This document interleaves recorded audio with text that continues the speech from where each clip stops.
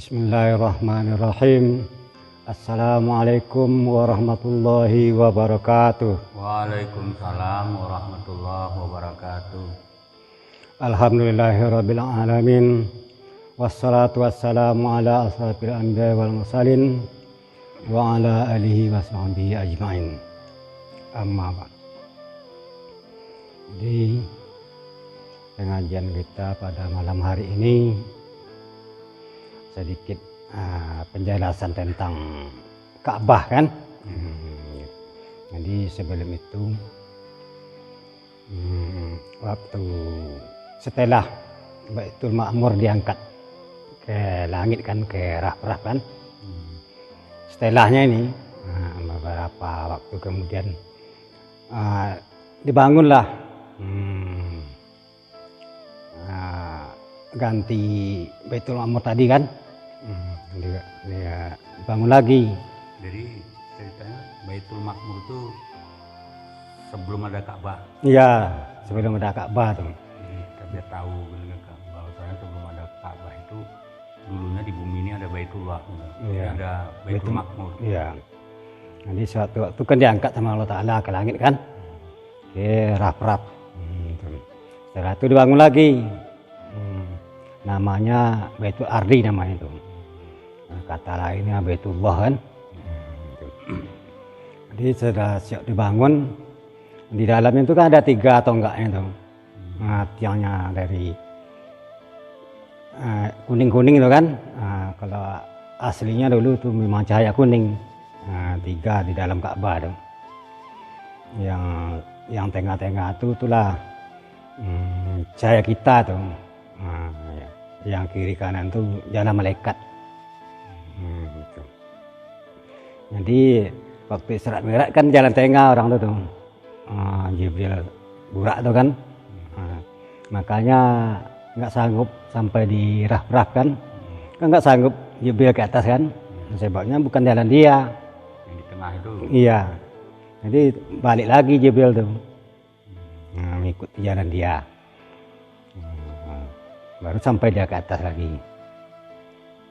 Nah, yang penting kita ketahui kan, cahayanya kuning. Nah, yang di dalam Ka'bah itu kan, itu cahaya diri kita. Gitu. Itulah jalan kita. Jadi cahaya kuning terbatas itu, setinggi kita itu. Nah, jadi dari kita ke atas itu cahaya putih itu, bukan kuning sampai ke Baitul Ma'mur. Itu lurus cahaya tuh. Pas dari atas kita ke Baitul Ma'mur, cahaya putih tuh. Makanya kalau dari Baitul Ma'mur kita melihat ke bawah kan putihnya nampaknya Ka'bah tuh. Padahal kita tuh di bawah yang putih itu. Jadi secara jahirnya tiang Ka'bah yang kuning itu, yang di jahirnya ini ada nggak tiang yang jahirnya? Ya itu lah yang dari dalam Ka'bah kan, karena tandanya itu, tiangnya, tandanya itu dulunya sebelum dibikin tanda itu memang cahaya kian itu. Cahaya. Ya awalnya kan dikasih tanda tuh baru hilang cahaya itu. Itu. Jadi itu yang kuning cahaya diri kita. Jadi ini pakai batin ini, kalau nggak pakai batin mah mana ada jumpa kayak itu kan. Ada pandangan batin kita kan, mau nengok diri kita yang sebenarnya itu kan cahayanya, itu yang kuning tuh. Kalau di Ka'bah kita, nanti kita tawaf misalnya kan, mengelilingi Ka'bah itu kan, itu kan sama dengan mengelilingi diri sendiri itu. Itu nih Ka'bah tuh, mengelilingi Ka'bah. Jadi termasuk juga di situ kiblat kita. Cahaya kuning itulah. Kalau sembahyang kita menghadap Ka'bah itu kan, harus kita nampak cahaya kita nih, kiblat kita ini. Yang namakan kiblat ini tandanya yang kuning ini. Nampak batin ya. Iya, untuk memudahkan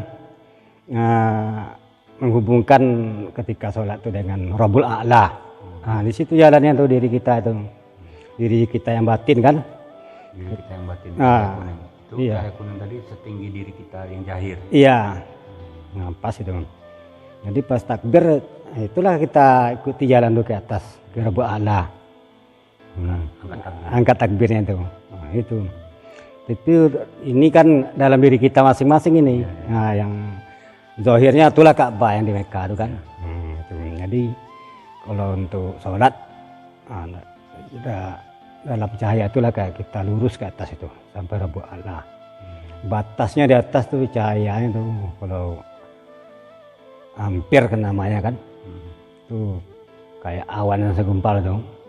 Alam zat namanya kan. Sama tuh kalau lihat Tuhan kan nggak bisa. Bisanya kita tuh sampai ke enal. Nah itu habis itu baru akbarnya baru turun lagi. Diri kita lagi. Iya. Jadi yang Ka'bah yang kita bilang yang kuning, yang cahaya yang kuning dalam Ka'bah itu kan, itu hati kita kalau dalam diri kita nih, hati kita ini, itu lurus tuh ke Baitul Ma'mur kan. Setelah itu kayak haji kan, kan ngeliling Ka'bah juga tuh. Nah sama itu. Nah tahu tuh ngelilingi diri sendiri. Hakikatnya lah ya. Nah, hakikatnya mengelilingi diri sendiri. Iya. Dan lagi masalah haji ini kita nyimpang sedikit kan. Haji itu kalau diibadahkan dia kan mengingat perjuangan nabi-nabi kita kan, memperjuangkan menegakkan kebenaran itu kan, agama Islam kan. Nah, ada yang cedera nabi kita kan, dipukul, banyaklah penderitaan yang ditanggung nabi itu kan. Itu kita renungkan itu tuh sebelum tawaf ini, kita renungkan dulu tuh sampai kita tuh terharu, sedih kan. Kalau haji ini kan sedih bahasa kitanya.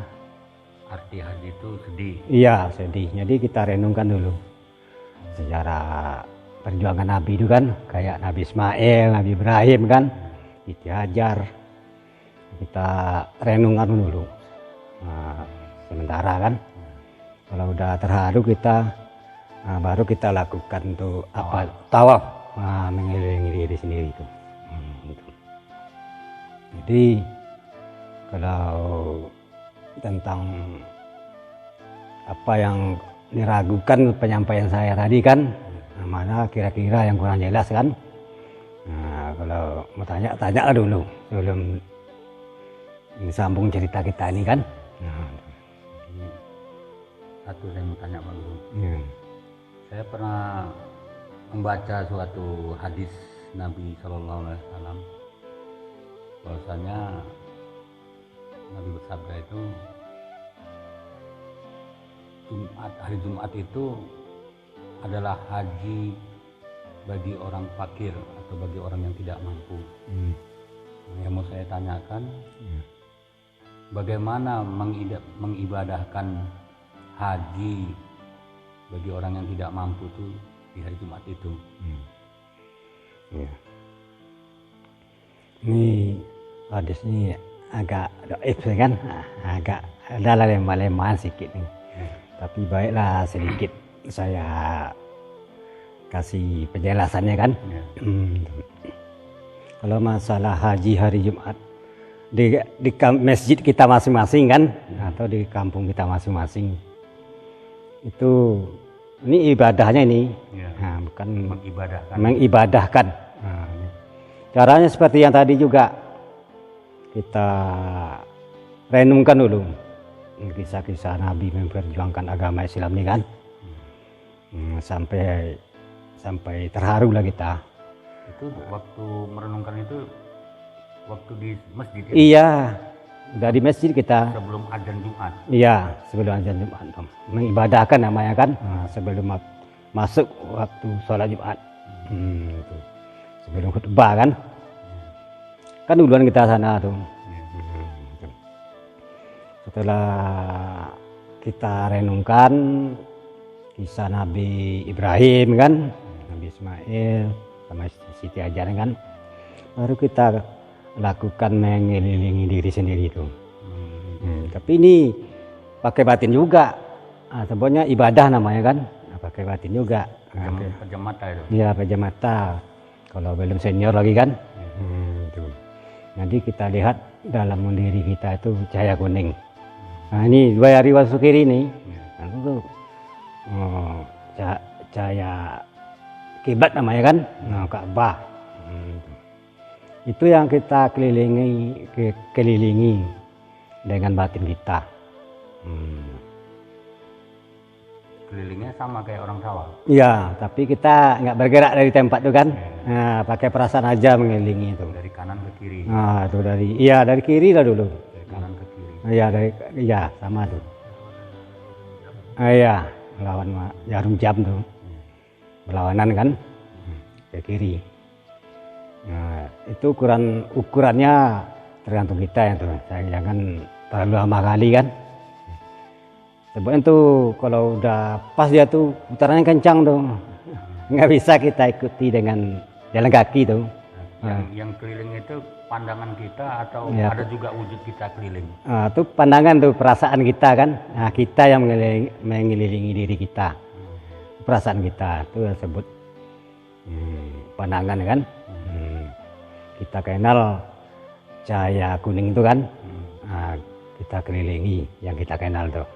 Nah, itu kalau pas itu kencang lah, nggak bisa kita ikutkan dengan jalan kaki itu. Tapi kalau pakai batin kan, nah, itu. Kalau nggak pakai batin ya seyakin-yakin kita aja lah bikin. Nah, itu. Jadi nggak susah-susah lagi kan. Jadi di sini kan termasuk doa juga dengan lemah namanya. Tapi enggak apalah, sebabnya Nabi yang nyampaikannya kan. Alangkah baiknya kita cintai kan amal ibadah yang kayak gitu tuh kan. Pahalanya sama dengan haji kan. Nah itu. Itulah untungnya. Kalau orang kaya tuh naik haji kan ada hitungannya kan. Nah, kalau kita setiap hari Jumat bisa naik haji. Nah gitu. Tapi dengan catatan ikhlas syarat rukunnya itu kan. Jadi mengibadahkan haji bagi orang yang tidak mampu di hari Jumat itu seperti inilah gitu. Iya. Ini contohnya kan. Jadi intinya kembali kita kepada yang ibadah tadi kan. Itu memang wajib lah kita tuh pakai batin. Nah, sebabnya yang dijalani itu batin. Ya kan? Pakai batin. Contohnya di dalam Ka'bah tadi kan, mau naik kita ke atas itu harus jelas sama batin kita jalan yang akan kita tempuh kan. Kalau belum jelas lagi kita udah pakai batin tapi belum jelas, itu harus dibersihkan dulu. Sabihis marabbikal a'la katanya kan. Sucikanlah nama Tuhanmu yang di atas. Itu kita sucikan. Ya Allah katanya kan. Dibersihkan jalan tuh. Nah, barulah kita tempuh. Ini kan dengan salawam ini kan cara beribadah kan. Nah, mampu tidaknya itu tergantung pribadi kita. Ataupun kurang ilmu kita ya tanyakanlah kan sama ahlinya tuh. Kalau masalah itu. Tapi yang penting walaupun nggak punya ilmu kita, walaupun belum terbuka batin kita, tapi di dalam menjalankan ibadah ini catatan jangan lupa mengingat Allah. Nah, ini yang paling penting. Sebabnya kalau nggak ingat kita dalam ibadah itu sama Allah Ta'ala, itu dikhawatirkan kebenaran itu. Apalagi hal batin ini kan. Nah, itu susah tuh. Banyak yang suka tuh pihak keduanya tuh. Jadi hati-hati kalau mengamalkan hal batin ini. Kedua itu setan jin gitu. Iya. Tapi kalau pas kita kan mengikut peraturan yang sudah ditentukan sama ulama itu kan, itu enak. Ada enak pakai maripat katanya kan, pakai pandangan ya. Ada enaknya kan. Contohnya lah dulu kayak sholat tadi kan. Kalau cahaya kuning kita angkat takbir misalnya kan. Allah itu memang lesa kami syai'un kan. Tapi kita kan jalannya. Jalannya Jalannya yang kita tengok. kita ceritakan kan jalan. Iya. Tapi kalau betul-betul kita di dalam jalan itu kan, angkat takbir tuh ringan badan kita tuh. Kadang-kadang ada yang nggak angkat tumitnya kan. Itu nggak dibikin-bikin tuh, memang badan kita tuh ringan kayak terangkat katanya. Rasanya tuh sama kita tuh. Ringan dia badan kita itu. Tapi nggak bisa untuk terbang. Udah dibatas sama hukum-hukum Allah tuh kan. Udah ditentukan itu. Yang jelas kalau dapat itu Allah Ta'ala memudahkan cara menghubungkan diri kita dengan Tuhan itu. Dengan cara itulah kita mudah mengenal Allah Ta'ala itu. Rabbul A'la namanya kan. Itu di atas sama Allah Ta'ala. Kan di atas juga tuh. Kalau di atas. Yu'la wa la yu'la alai katanya kan. Allah itu lah yang paling tinggi. Nggak ada yang tinggi dari itu lagi tuh. Jadi apalagi kira-kira yang agak mudah lah dipahami kan, atau mengamalnya yang agak mudah mengamalnya, nggak seperti dengar ceritanya kan. Kalau ceritanya kan ngambil simpulan aja dan cerita itu kan susah kan, apalagi ngamalkan. Jadi kalau bisa tanyakanlah bagaimana caranya yang mudah untuk beramal itu. Ini tadi kan saya nanya cara mengibadahkan haji bagi orang yang tidak mampu di hari Jumat. Iya. Pak Guru menyampaikannya cara mengibadahkan secara batin kan gitu. Iya. Secara zahir seperti apa itu Pak Guru? Ya sama dengan persiapan sholat kita kan, tempat bersih kan, pakaian bersih, sama dengan persiapan sholat itu. Tapi waktunya haruslah kita yang atur kan, janganlah sampai sebelum khatib naik mimbar karena kita harus selesai melaksanakan ibadahnya itu. Jadi secara zahir, secara umum orang yang sholat Jumat yang zahir seperti biasa itu sudah itulah dia syarat-syaratnya mengibadahkan haji di hari Jumat bagi yang tidak mampu. Iya. Artinya orang yang sholat hari Jumat itu bagi kaum laki-laki itu nilainya sama dengan ibadah haji. Ini sedikit lagi nih aturan kita tadi kan masalah tadi kan kita cerita kiblat kan di Ka'bah sana kan, di Ka'bah Baitullah kan. Bagaimana pula dengan kiblat kita di masjid atau di rumah masing-masing? Itu penting juga itu kan. Kalau itu bisa saya sampaikan, walaupun nggak ada terbuka pikiran untuk nanya itu kan. Kalau di rumah beda tipisnya kan, di rumah dengan di Baitullah itu kan. Kalau di rumah tuh pedomannya itu juga, pedoman batinnya. Asal nampak cahaya kuning tuh, udah pas lah itu. Angkatlah takbir itu. Ini ke batin, menghadap kita ke kiblat, tengok cahaya kuning tuh. Berarti kalau di tengah laut lah misalnya saya nggak tahu arah gitu. Iya, kayak salat Isya kan. Misalnya udah masuk waktu asar gitu kan. Isya. Tapi nggak tahu arah kiblat, berarti pakai batin. Ya. Itu untungnya kalau pakai batin tuh. Cahaya kuning dan cahaya kuning. Jelas. Pandangan batin. Angkatlah takbir tuh. Itulah pedoman kita. Walaupun agak lemah tuh hadis itu kan, tapi Nabi kita yang nyampaikan. Apalah nggak salah kalau kita indahkan tuh. Jadi yang lain mana kira-kira yang mudah lah dipaham sama kayak kita awam ini tentang ibadah nih kan. Ini pesan saya yang terakhir nih kan, masalah amal ibadah yang sudah saya sampaikan selama ini kan. Kalau ada keraguan sedikit aja keraguan kan, itu jangan diamalkan, ditanyakan dulu, cari kebenarannya dulu. Nah, kalau diamalkan khawatir kita kebenarannya itu, nggak bisa kita amalkan tuh. Kalau masih ada ragu kan dalam mengamalkan ibadah itu, ditanyakan lah. Sebabnya kalau nggak ditanyakan, yang rugi siapa? Kita sendiri yang rugi.